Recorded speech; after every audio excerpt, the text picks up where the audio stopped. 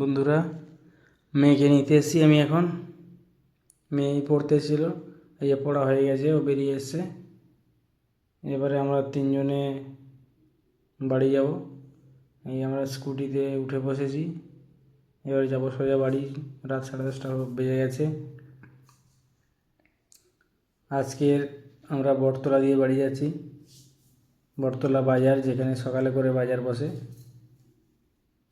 রাতেও বসে, কিন্তু আজকের রাত্রে কোনো দোকান নেই, দু সাইড পুরো ফাঁকা। ওই জন্য রাস্তাটা বেশ ভালো লাগছে। আর রাস্তাটা কিছুদিন আগে চওড়া হয়েছে, এই রাস্তাটা খুব সরু ছিল, খুব জাম হতো, সকালবেলা গাড়ি ঠাড়ি যেতে খুব সমস্যা হতো।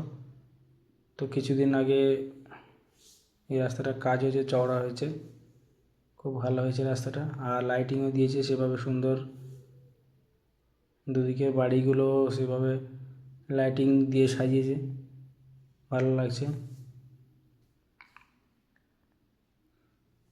এদিকটা অ্যাপোলো ফার্মেসি এখনও খোলা আছে, আর সেরকম দোকান এখানে দেখতে পাচ্ছি না খোলা, প্রায় দোকানই সব বন্ধ। এই যে ডান দিক বাঁ দিক সব দোকান বন্ধ পড়ে আছে। আর এই বাঁ দিকের দোকানটা সকালে আমরা দেখছিলাম সিমাই বিক্রি হচ্ছিল অনেক। আর এখানে সেরকম কোনো দোকান খোলা নেই। ডান দিকে একটা ফ্রিজ রং টং করার যে দোকান আছে, ওটা শুধু খোলা আছে, এই যে ডান দিকে। আর সামনে, একদম সামনে সোজা তাকালে যে লাইটিং দিয়ে যে সাজানো রয়েছে, ওটা হলো ব্রহ্মপুর মসজিদ। আমরা ওদিকে যাব না, আমরা বাঁ দিকে ঘুরে যাব। এখান থেকে, এই মোড় থেকে বাঁ দিকে ঘুরে যাব। বাঁ দিকে ঘুরলেই দেখুন কত সুন্দর লাইটিং সাজিয়েছে,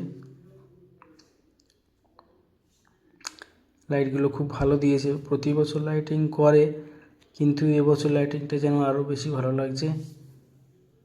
এত চওড়া,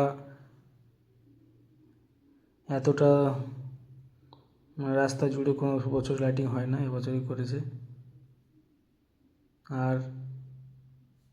আর একটু সামনে এই যে বাঁ দিকটা দেখতে পাচ্ছেন, এখানে একটা মেলা বসেছে ঈদের, জিলাপি টিলাপি যে দোকান সেগুলো সব বসেছে। আমরা ওদিকে আর ঢুকলাম না, রাত হয়ে গেছে, বাড়ি ফিরতে হবে। আর এটা হলো লাস্ট গেট, এরপরে আর কোনো লাইটিং নেই, এরপরে আমরা বাড়ি চলে যাব।